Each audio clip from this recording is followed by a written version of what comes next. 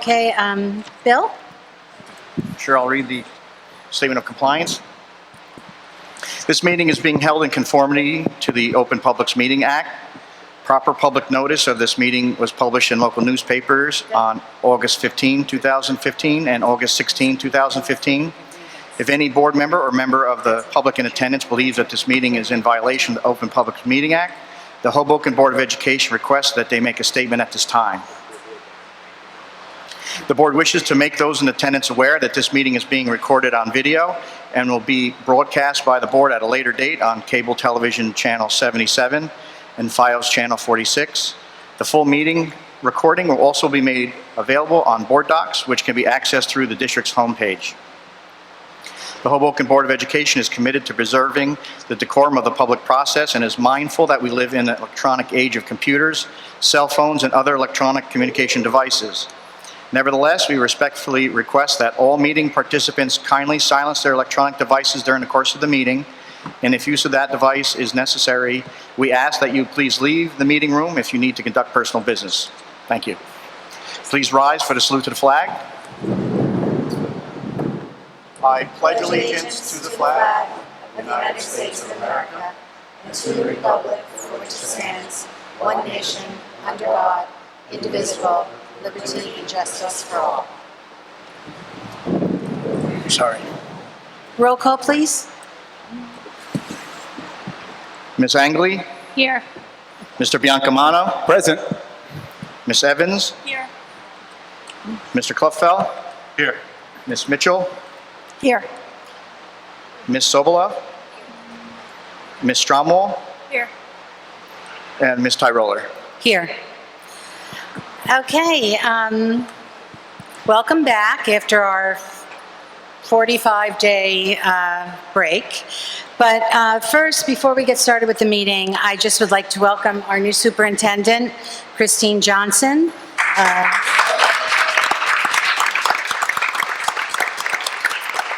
I think we've all been impressed. She's had a very, very busy, productive month, and I'm looking forward, all of us are looking forward to watching her apply her educational expertise to our district. So welcome. Thank you. We're really thrilled to have you here.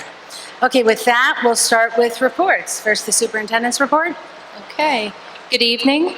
I thought long and hard about my first meeting here in Hoboken, and I actually had grand plans to do a presentation, but I actually decided to hold off until September 8th.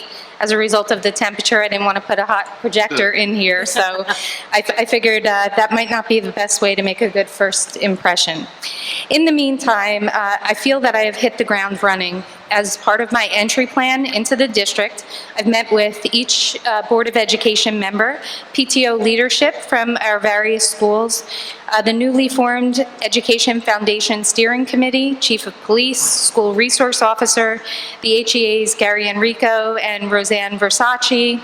I've met with district administrators, a number of staff members, and even some parents.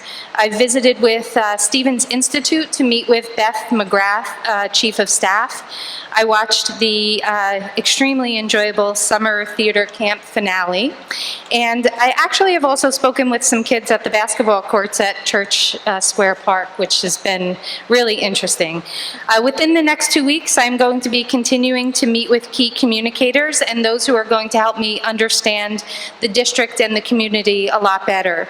I especially look forward to my upcoming meeting with the mayor. I will also be sitting down with charter, private, and parochial school leaders in the upcoming weeks. Most exciting, I'm going to be participating in new staff orientation and the opening of school activities just prior to what I would consider our most important event, and that's the arrival and welcoming of our students. So why take the time to do all of this? The answer for me is pretty simple. It's my responsibility to assess the tools that we currently possess in the district and those that we need.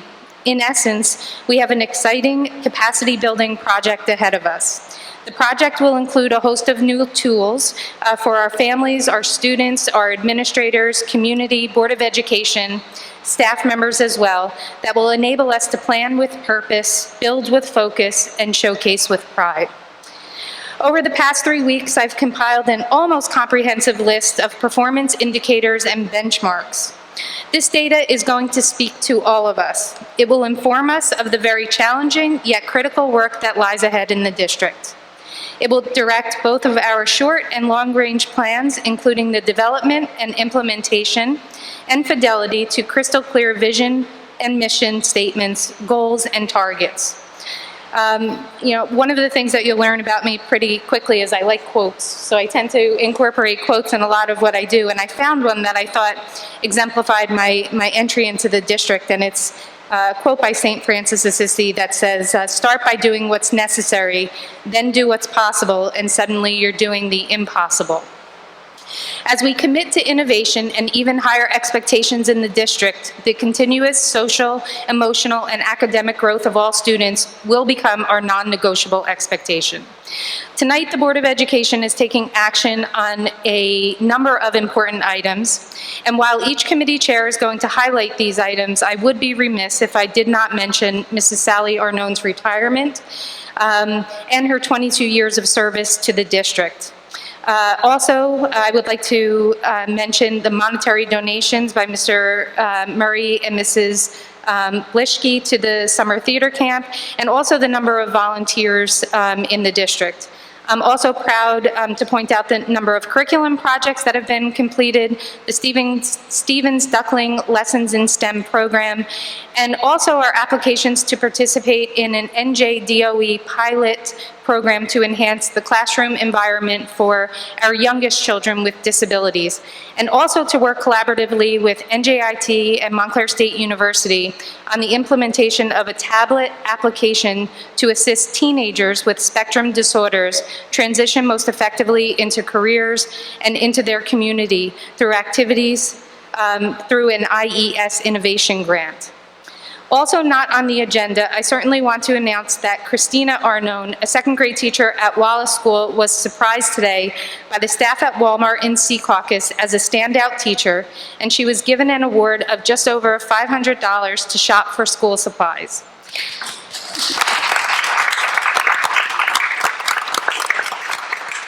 In an article that has already been posted on NJ.com, Mrs. Arnone was quoted by saying, "I just want to say that it's truly been an honor working for the Hoboken School District for the past 11 years. I'm truly blessed for all of this. Thank you so much. This is amazing." And also, on August 11th, there were nominations for the 2015 Emmy Awards by the Mid-Atlantic National Academy of Television Arts and Sciences. Mr. Matone, a Hoboken educator and the 2015 New Jersey State Teacher of the Year, was on the program Classroom Close-Up New Jersey, and his segment was nominated for the Mid-Atlantic National Academy's Emmy Award.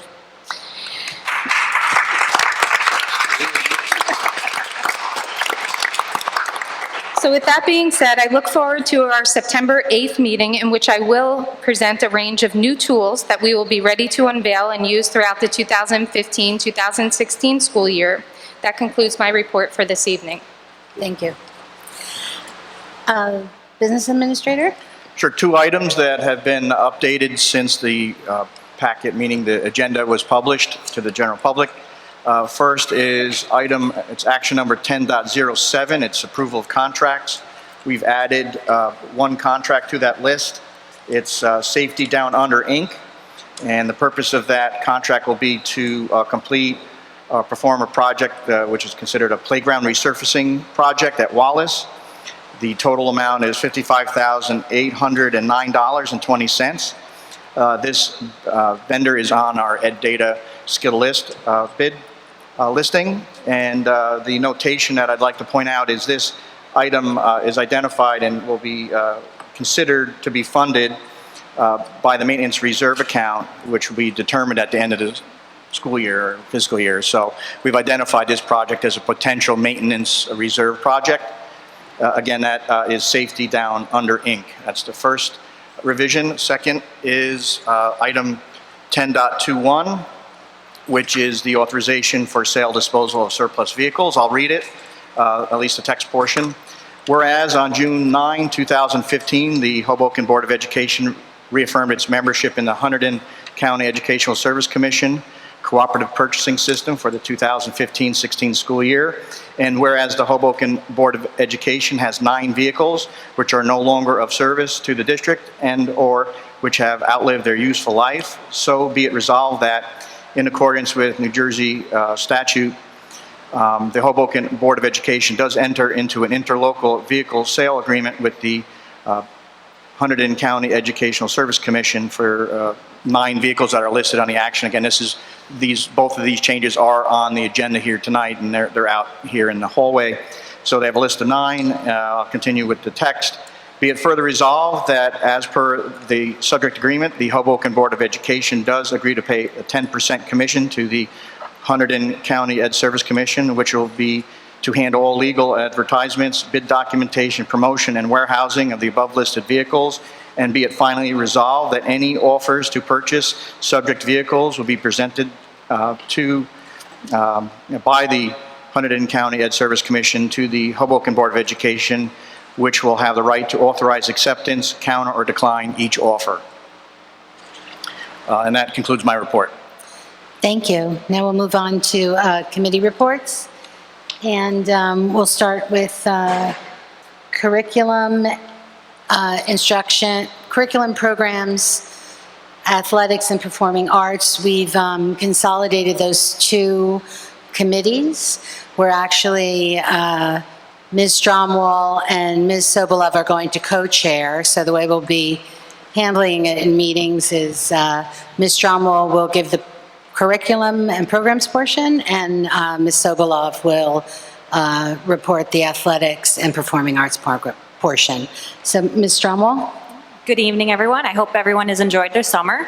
I know it's been a little hot lately, but if you bear with us, I wanted to highlight some things that Ms. Johnson has already spoke about. We've been busy here at the school, even though kids aren't in session. I think our teachers have been really busy with finishing their curriculum writing. As you see, there's some new grants for innovation for tablets and for our young learners and the Ducklings programs. We're all very excited about that, but there's some other things that have been in the works. We're going to be starting a parent guardian academy within each school, and that's going to foster new ideas, community awareness, getting parents and teachers and the community involved in workshops. And each site will host 2 sessions throughout the school year. So that's very exciting. I'm very, very thrilled about that. And then we've finished some park guides. The ELA has been completed, and the math guide is under completion right now. The new staff orientation, obviously, is going to be happening next week. That should be a lot of fun for the staff. I saw the details. It looks like there's going to be some really great presentations for our staff. And the New Teacher Institute has been scheduled with the presenters, so that is for all non-tenured teachers to assist them and facilitate teaching outcomes and strategies and to help them get acclimated to the district and to the students. And some exciting things we've been talking about that I'm really, really excited about is dual enrollment. We're looking at options for our high school students to participate in dual enrollment programs. So that is something that I think that all of us should be very proud of once it commences, and it's something fantastic for our students that this is an opportunity that they cannot miss. So I'm really, really happy about that. And then we are looking at expanding our instant decision days. And for those of you that might not be aware of instant decision days or have been out of school quite some time, that's where colleges come out to the school, they give interviews, and they offer packages right then and there. And that helps our students get into colleges and get better benefit packages to them. So these are all things that will really progress our school and our district going forward and really help everyone that needs it. And that concludes my report. Okay. The athletics and performing arts portion?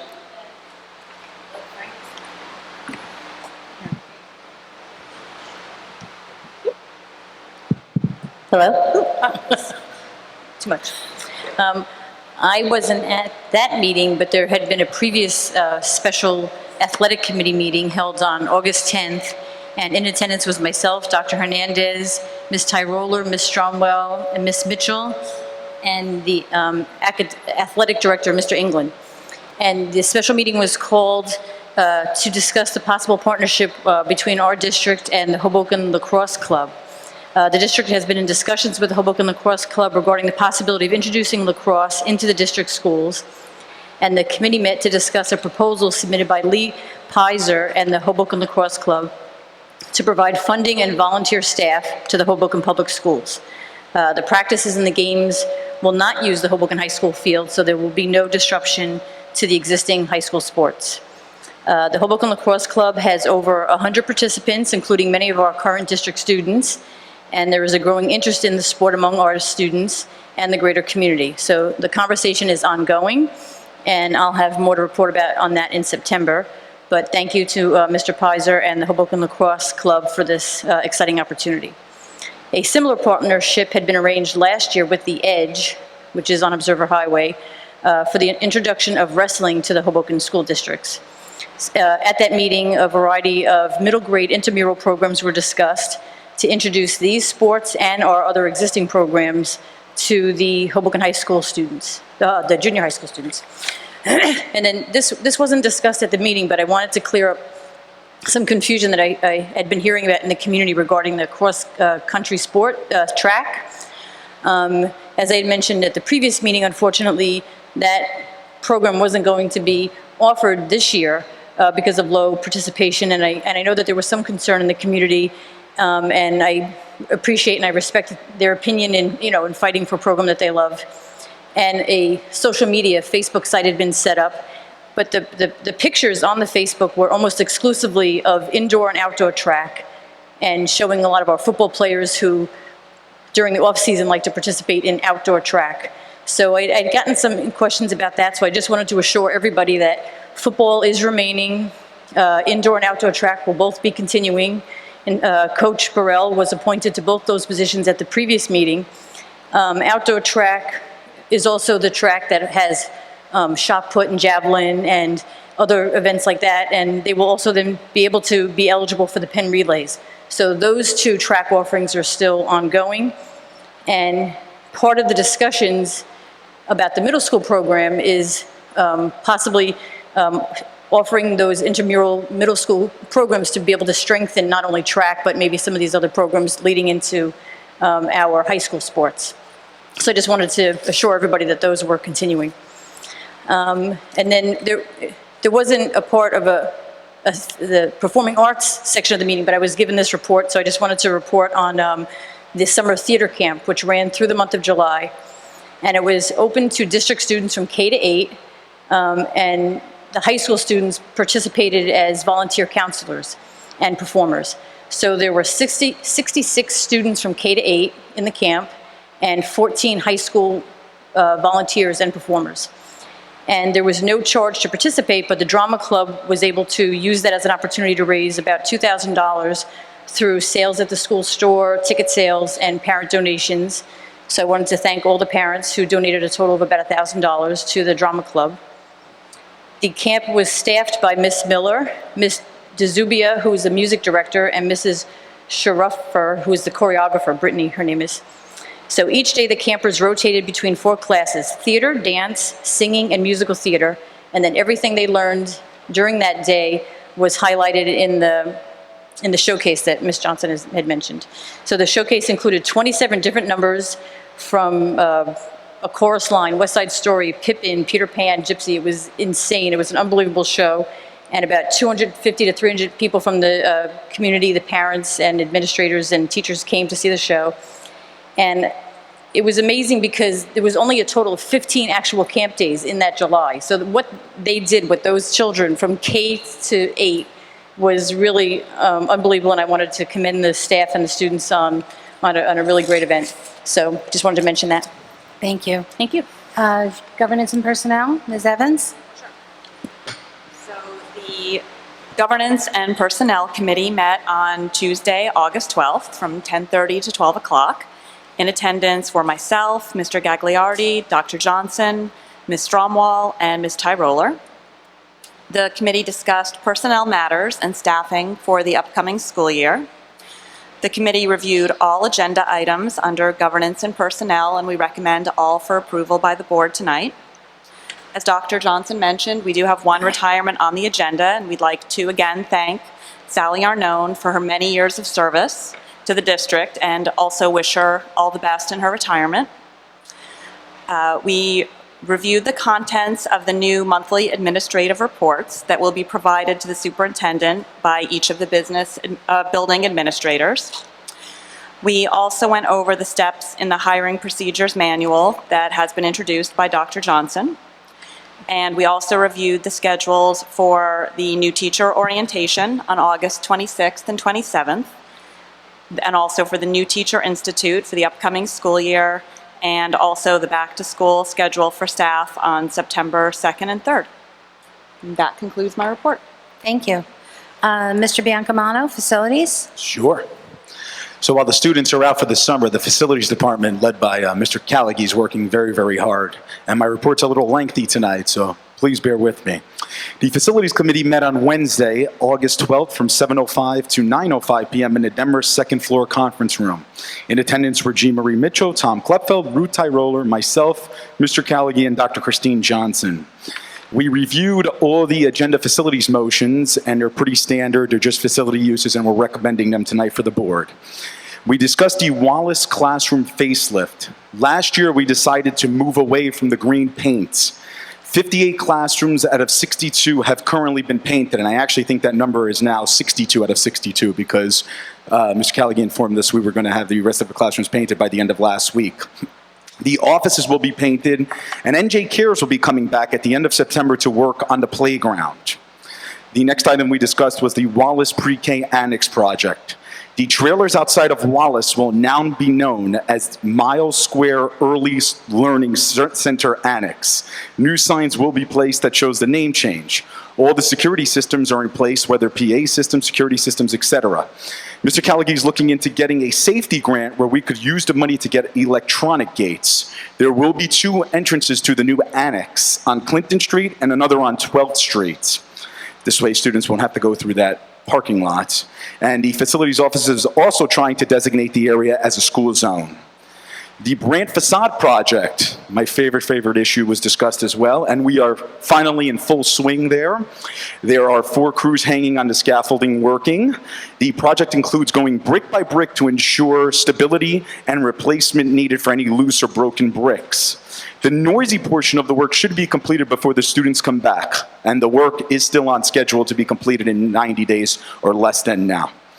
We discussed the Hoboken High Summer Project. The corridors have been painted yellow and blue. New lockers are being installed as well.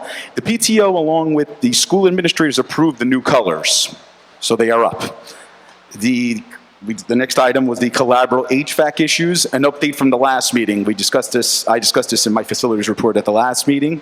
After studying it further, water infiltrated the hoses during the harsh winter months. Since the building needed to be cooled down at the end of the school year, individual AC units were purchased for each class. The facilities office is still working on the compressor issues, however. Connor School updates. Concentration is on painted common areas, bathrooms, hallways, since classrooms were painted last year. We will also be replacing cafeteria tables. They are in the process of restoring the Connors kitchen. There was enough equipment for the beginning of the school year there. We also discussed the Connor School flood mitigation project. We are getting approvals to move forward. FEMA believes we are in good shape, but obviously, with anything with FEMA, it will take some time. The high school field was discussed. We will be looking at capital project funds. Mr. Callaghy did do some negotiations, and it seems as if the final cost is lower than initial estimates. We are hoping to begin next July. We're hoping to have 1 more year on this field and begin next July, and it will take approximately about a month and a half for the field to be fully replaced. And again, we are hoping to use capital reserves to fund this project.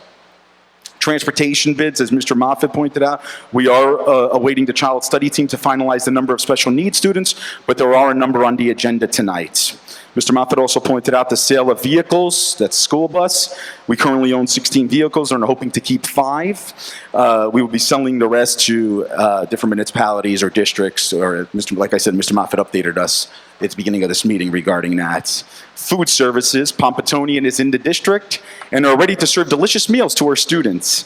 That's our new food service provider. They are meeting with our IT people for the point service system, and mealtime will still be used.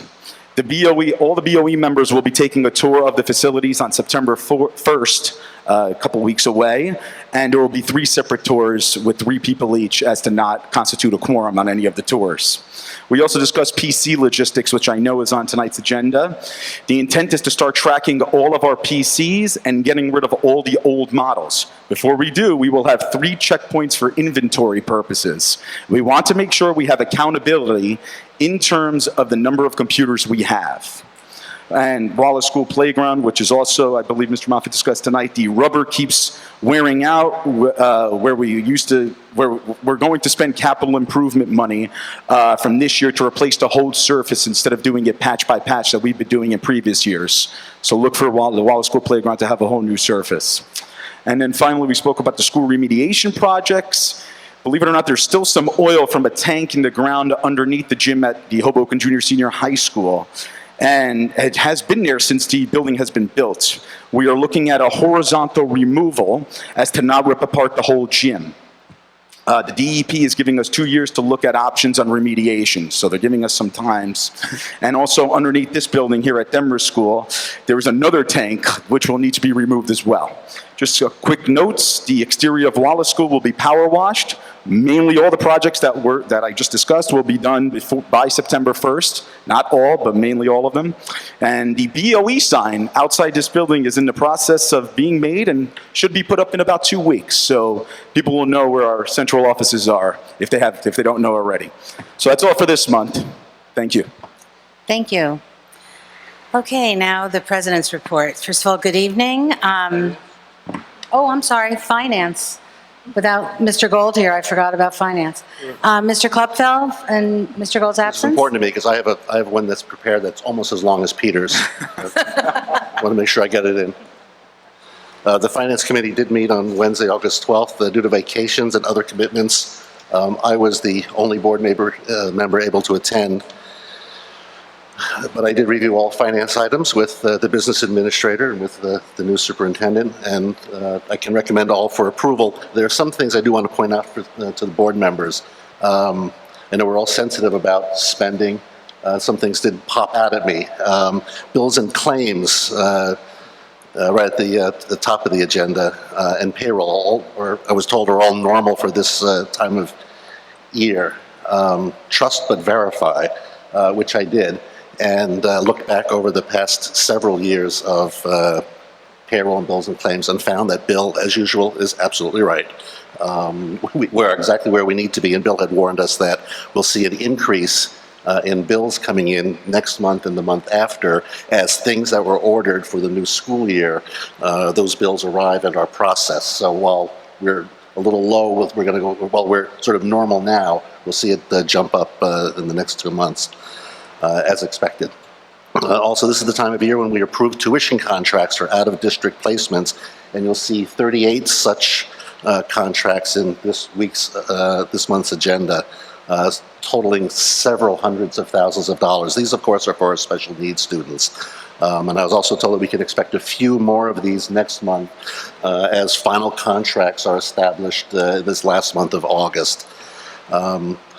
In addition, I call your attention to 2 large contracts to Catapult Learning, which are included in item 10.07. These are what are called Chapter 192 and Chapter 193. I did a little research and found out that those are, we are obligated as a district, all districts are, to provide services to at-risk children who attend private schools in the district. So by state law, we are required to provide those services, and that's what that $340,000, nearly $340,000 is. Another thing that caught my attention is something that routinely appears every time this year. Item 10.10 looks like a price list. It is a listing of tuition for non-resident students for the upcoming school year. Those rates are determined by a state formula and would only be used, and are used, and it's good to have them on record, in the event another district seeks to enroll one of their students in our district. I don't think it happens a lot, but if it would ever to happen, there it is. This happens every single year, and sure enough, I check back, and it's just something that routinely gets approved. And finally, something that Peter just mentioned, item 10.11, and you'll see it is a long list of broken and obsolete computer equipment that we are sort of decommissioning and will be responsibly disposing of.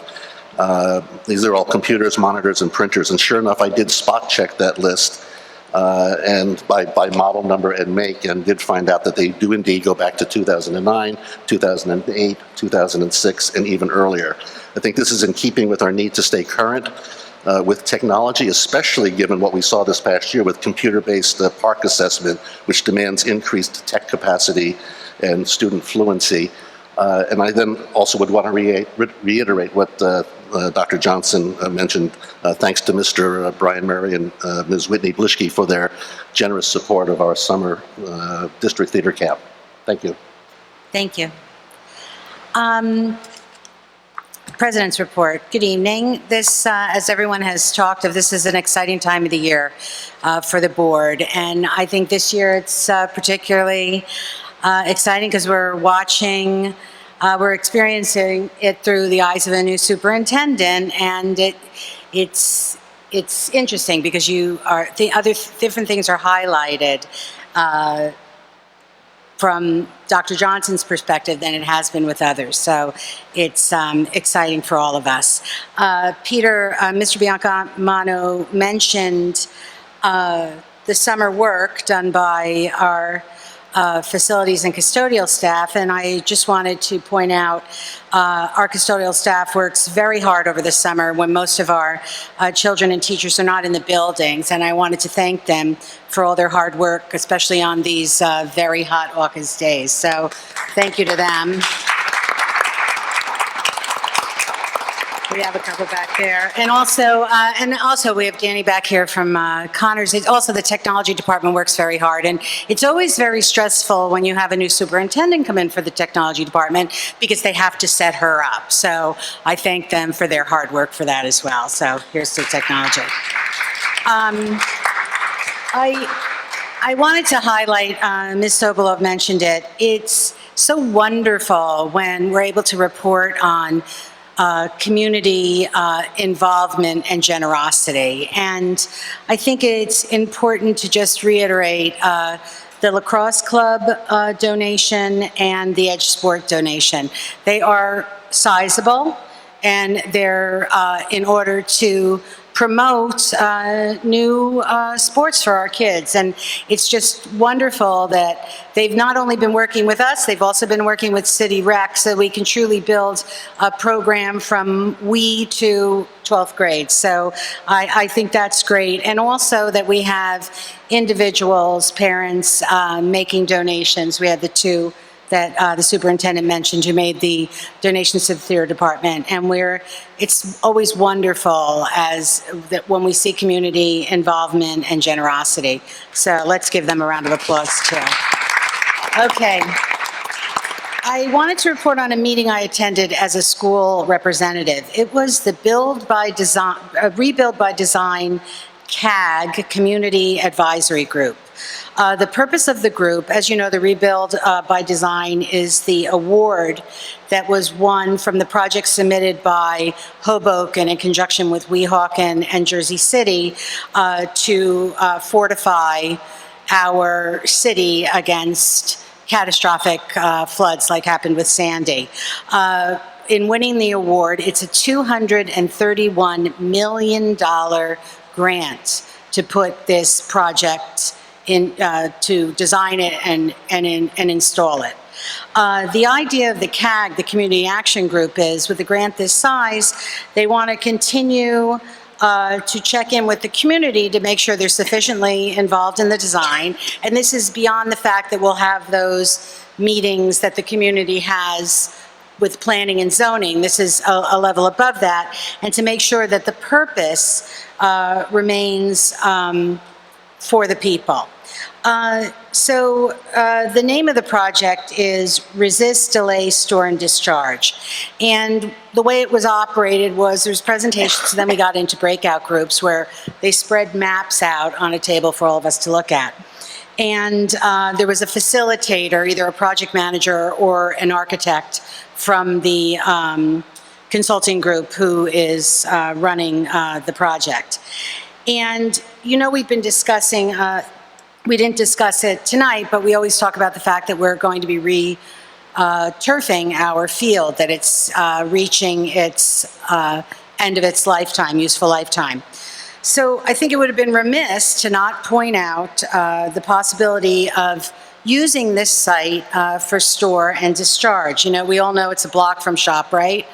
Now, could it be completely not possible? But I think that, you know, I often dream of a 21st century facility for our student athletes and the community there, and it would really be remiss not to discuss this with the project team, even if it's not 100% possibility. So we're actually meeting with the city planner this week, Dr. Johnson and I. So it'll be interesting to see if anything comes out of that. And I also love the idea of a school property being part of the solution. So, and just also to point out, one of the major things that was stressed by the community was that this project should not be just about catastrophic flooding. It needs to be about the flooding that we experience in high rain and high tide events when they happen together. So it was a very interesting meeting. Last, I want to tell the board and public about an exciting event that I'm planning with permission of the superintendent and our high school principal. In honor of the fact that at this moment, our mayor, our superintendent of schools, and your board president are all women, I thought it would be a great reason to hold a Women in Leadership event for our 7th grade through 12th grade girls. And the great news is that, speaking about partnership, the AAUW, the American Association for University Women, has graciously offered to sponsor the event. It's going to be an afternoon. We're starting small. It's going to be an afternoon event, and the purpose is to inspire and empower our young women to be our future leaders. The event is currently planned for November, and in order that all young women in Hoboken can benefit, we've invited all the 8th grade girls from our schools, charter schools and private schools, and the Catholic schools, and the Catholic school in Hoboken to join us as well. I spoke with most of their directors this week, and the response was enthusiastic and positive, and I look forward to keeping you all informed on our project, on our progress. Hopefully this will be an inaugural event that we hold and expand each year. And just once again, I want to welcome our new superintendent. We expect great things from her. Thank you. So now we're going to, we'll have board trustee comments and questions on reports. So I'll do my thing. I have none. Ms. Angley? Mr. Biancamano? Yeah, I do. Regarding Ms. Sobolov's reports, so the cross-country team is not going to be brought back, correct? Not this season, no. Not this season. And I was just curious because I know we spoke about this at the end of last meeting when we had the young student here who was basically begging us not to cancel his program. Yes. There was no discussion to put the cross country out as a sport and then, meaning to offer it to students and then take it back if there wasn't enough students signed up for it? I think that once you do that, you've already expended the stipend, right, which is the biggest part of the expense, and the uniforms. And I believe with track, you also pay. It's unusual in that sport that you pay to join events. So it wasn't that kind of an analysis, because then the money would be gone already. And so what the analysis was Mr. England looked over previous years, and I think it was 3 or 4 years back. Every year, 10 or 12 children would sign up, and then every year only 5 students would participate. And with cross-country, you can have as many kids as you want, and 7 students can is the maximum on a run, and they take the top 5 scores. But if you only have 2 boys and 2 or 3 girls, it's tougher. So the hope was, with the introduction of these new middle school programs, that would actually strengthen the track if you begin them earlier. Yeah. Well, and thank you. And that actually brings up another point, because, again, I've been discussing this at previous meetings for, I feel like, years right now, in terms of extracurricular clubs and sports. Mm-hmm. Do we actually spend the money on an advisor or on a coach when the sport or the activity does not take place? I mean, as soon as it's on the agenda, and Dr. Johnson, I know you're new, obviously. Are we spending money on the advisor or a coach when the sport or activity is not taking place? No, we're not. Okay. No. I just want to be clear. No. So No. I didn't see that big of a difference when it came to cross country, since if we do offer it to students and there's not enough students that signed up, we can always take it back and there won't be any money spent, correct? No, because you would, correct me if I'm wrong, you would have already encumbered the stipend. In previous years, we had, the past 3 or 4 years that I remember, it was a big push to have attendance sheets at all the clubs, even like the tiny little clubs. They would, and we would analyze the attendance sheets to make sure that this club or that club was actually being attended and interested in it. And so some clubs would fall to the wayside, other clubs floated up. There was a new ski club or a photography club or whatever, and it depended on the interest. With sports, it's a little bit different because you're actually suiting all the athletes up. So Mr. England analyzed it over time.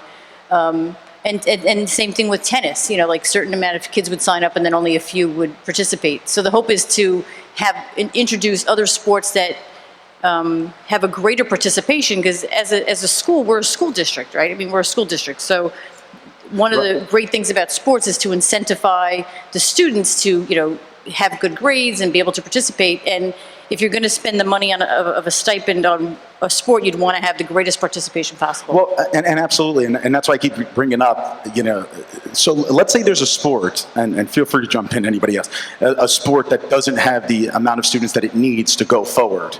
Then, according to Do you have something in mind that you want to ask? No. I'm just curious. If there's a sport that doesn't have enough students, we're already encumbering the stipend for that coach? Okay, so what you're asking is, say there was a sport that's already there and the season starts. Correct.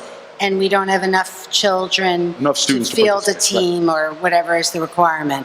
What it does, What's the cost to the district when we eliminate that sport? like when you debunk it, I guess it would, So when you begin a sport, there's 2 important things here. One is the actual stipend itself, Right. but more importantly is the scheduling process from the athletic department, particularly if it's an NJSIAA recognized sport. So in other words, the athletic directors do meet together, especially conference-wise, and it does make it a little bit difficult, even in something like cross-country where it might be predominantly group meets.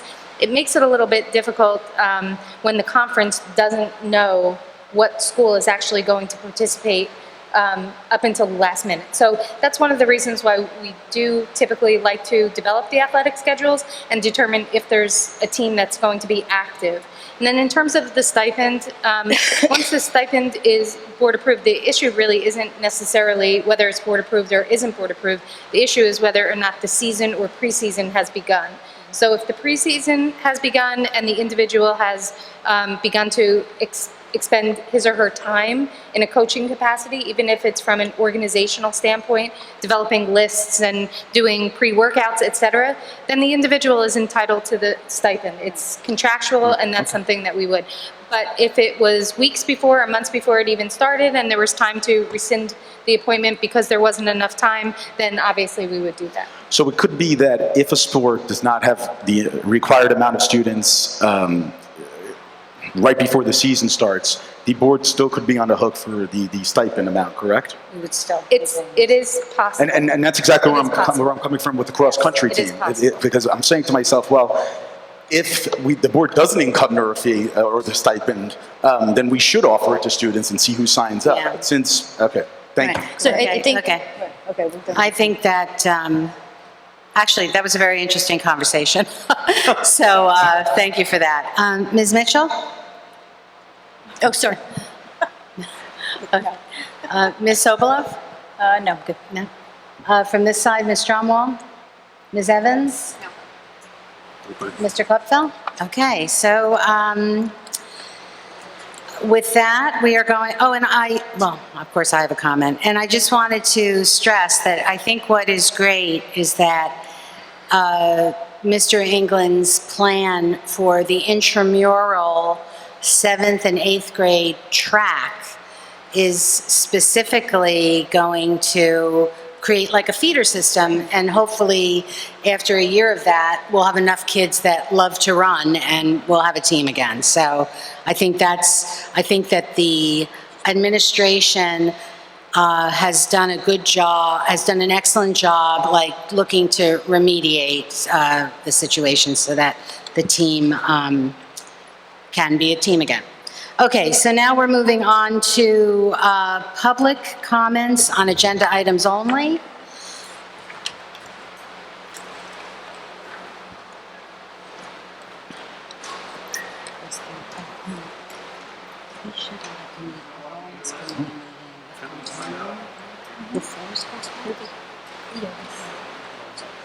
No one signed up? Okay, so then I'll check that off. Now, if there's any, okay, going to do this a little, is anybody going to want to pull any items for separate vote? No. No. So does anyone have any comments on agenda items that they'd like to make before we do a consent vote? Yes. Okay, so I'll do my thing. Ms. Angley? No. Mr. Biancamano? Yeah. 3 things, 1 comment and 2 short questions. First, a comment. In the policy section, under recruitment, selection, and hiring, we have, I know, 4 policies up for first reading tonight, but I'm looking specifically at the recruitment, selection, and hiring.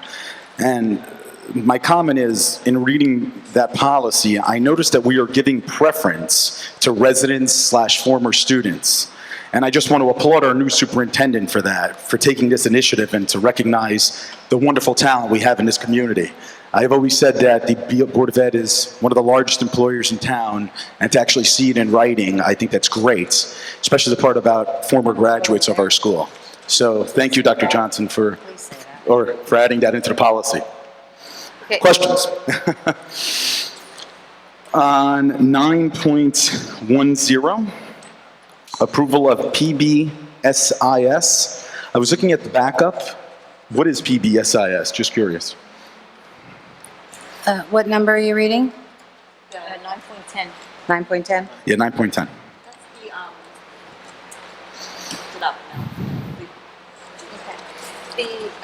That is the character education type process at Connor School program. I'm sorry, I couldn't hear you. Sorry about that. That is the PBSIS is the character education Okay. type rollout program at Connors. It's like the backdrop for what happens at Connors. It's an organizational meeting that's funded. It's funded, and they probably do a planning session each summer for it. And I believe there's a team that probably meets throughout the year that gets paid for that as well.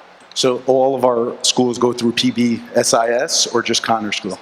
I believe it's just Connor School that participates in that as a focus school. That's kind of common. It's Title I NCLB funded. There's a whole range of nationally approved programs, and that's just the one that the Connor School chooses to use. I see. And it's because they're no longer a focus school, correct? Or- They are no longer a focus school, but it's a process that the school probably won't shed. It's a character education process, So as even though opposed they're to no lo- character counts. I assume. So even though they're no longer a focus school, they can continue to use that specific type of Absolutely. program, and I think we should. Yes. Okay, great. And then just a final question, 9.14, approval of staff to game personnel pool for the 2015-16 school year. I was just curious what this actually means and what functions do they perform during games? Okay, so that was a question that came to me by another board member today, or yesterday, I think, by email.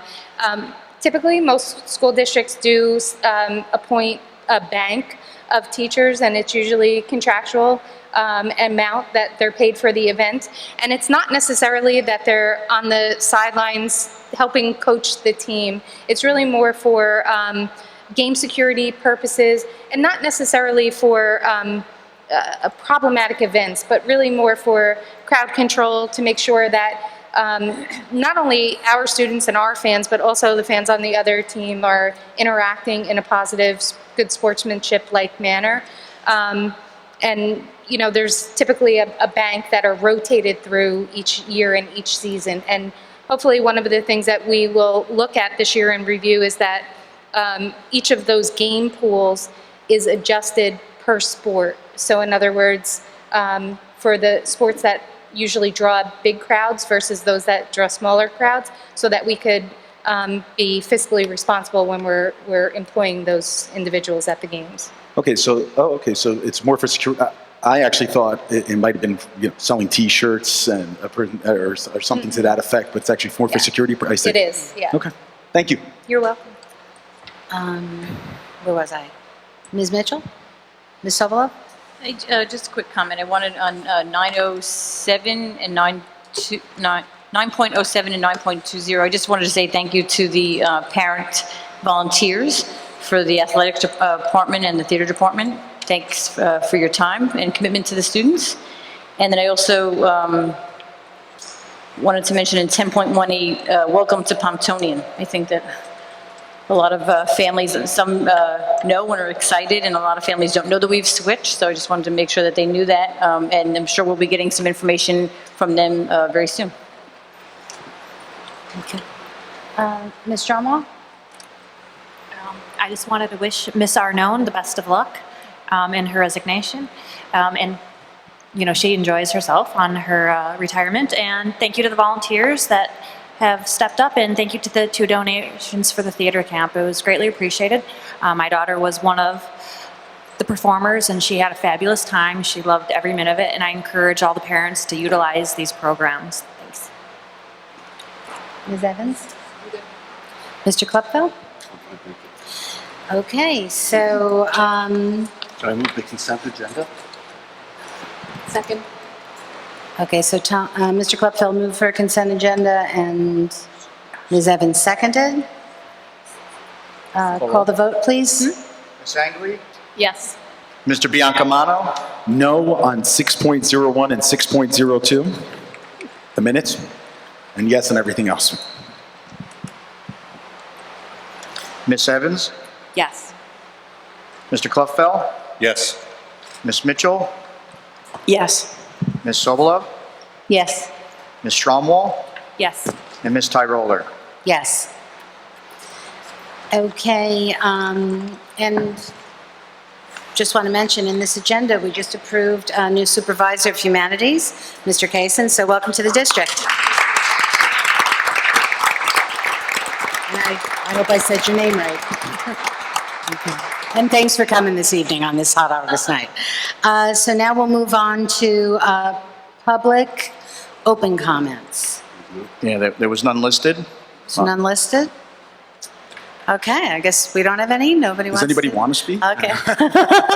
So then we do need to go into closed session, but no action is going to be taken. But before we do that, I just wanted to, in case some public leave, I just want to give board members an opportunity to make any comments before we close. Ms. Angley? I just wanted to welcome Dr. Johnson. You've only been here for a short time, and I can tell you've hit the ground running. So I'm confident that our district will benefit having you here. I wanted to congratulate Mr. Matone for his Emmy, the video Emmy nominee, and to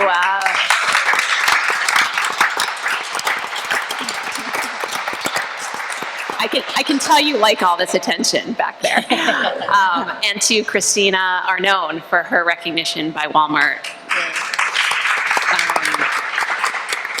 I'm really excited about the potential for a lacrosse team in our high school. As the sport becomes more popular in our town through the rec program, I think the timing is perfect. And I'm also excited for the intramural program. I think that'll be a great way to keep kids active and to prepare them for junior varsity and varsity sports in the high school. And I'm thrilled about the Women in Leadership Conference. I think that's going to be great and that the girls in our district and other districts will really benefit from. So that's it. Thank you. Mr. Biancamano? Ditto. Welcome, congratulations, and so on and so forth. And again, a big kudos to our facilities department. They have, as you can hear from my report tonight, it was quite lengthy, and they have been working very hard. Thank you to Mr. Callaghy for leading the charge there. And Dr. Johnson, of course, welcome. As I've told you when we sat down one-on-one, I like to ask many questions during public meeting, and it would never be a gotcha, but I certainly look forward to working with you. And you've just been nothing but amazing this past month. And I really, really appreciate your consistent emails and keeping us abreast of what's going on. I could just imagine when there's actually students in our schools, how many emails and how many, and keeping us informed. So welcome, and welcome back, everybody, from the summer. Thank you. Ms. Mitchell? Make it very short and sweet, but I want to make a grand welcome to Dr. Johnson. You've been just amazing. Just, again, just hitting the ground running is just like the statement of the day. Ms. Sobolov? Yes, I wanted to also welcome Dr. Johnson. It's very refreshing for us, I think, to have this month of July off. It feels kind of, but I feel like I can't believe you've only been here a month. I feel like we've gotten so much done.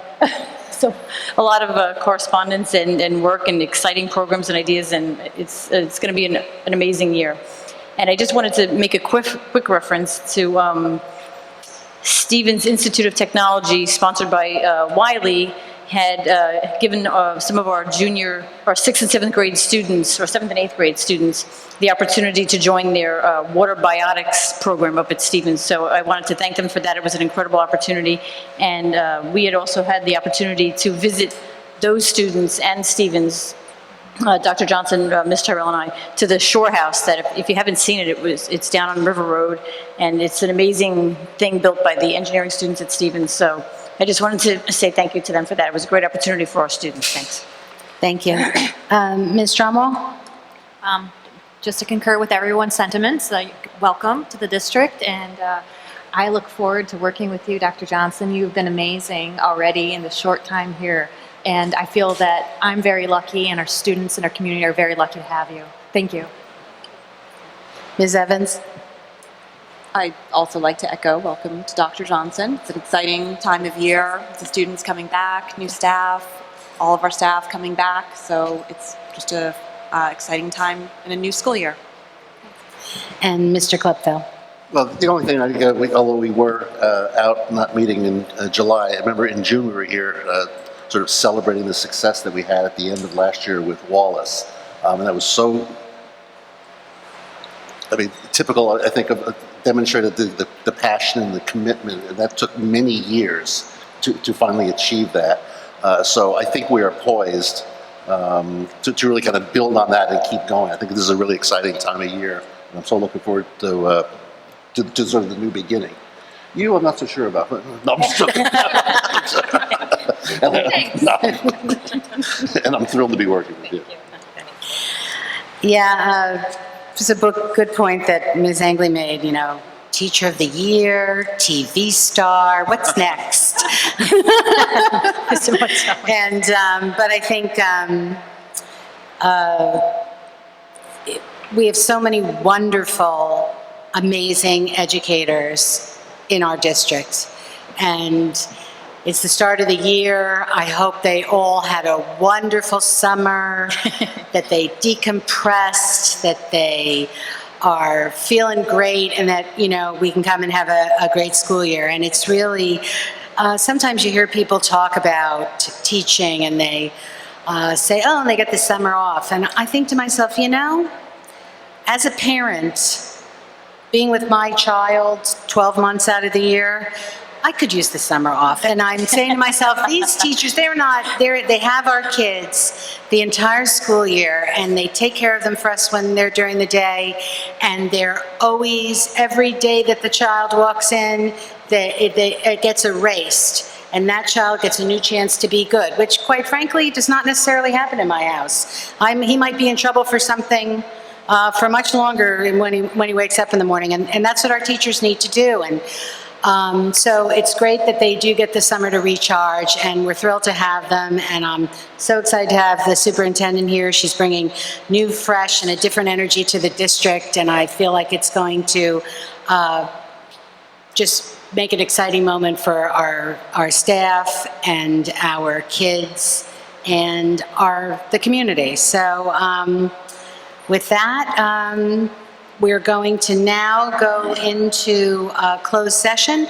And just for the public to know, we're just going to come out and close the meeting. So, because no action will be taken. So I guess it's for personnel discussion? Want me to read it in? Yes, so read it. Whereas the Hoboken Board of Education seeks to adjourn to executive session in full compliance with the Open Publics Meeting Act. Whereas the Open Publics Meeting Act provides that a public body may exclude the public from that portion of the meeting at which it discusses matters pertaining to personnel, negotiations, and/or litigation. Now be it resolved that the Hoboken Board of Education adjourns to executive session to discuss matters of personnel. Be it further resolved that the minutes of the discussion of any of these items will be disclosed to the public when matters have been determined and confidentiality is no longer required. Action will not be taken by the board. The estimated time for executive session will be roughly 30 minutes. I move it. If I may, Mr. Secretary, point of order, if you would kindly add to the motion matters related to anticipated litigation and matters protected by the attorney-client privilege, I would appreciate that.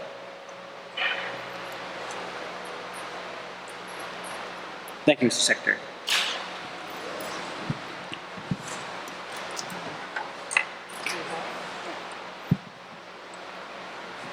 Okay, motion? I'll move it. Call the vote? Yep. Call roll. Call the roll? Ms. Angley? Yes. Mr. Biancamano? Aye. Ms. Evans? Yes. Mr. Klupfel? Yes. Ms. Mitchell? Yes. Ms. Sobolov? Yes. Ms. Stromwall? Yes. And Ms. Tyroller? Yes. Okay, so we're enclosed at 8:05.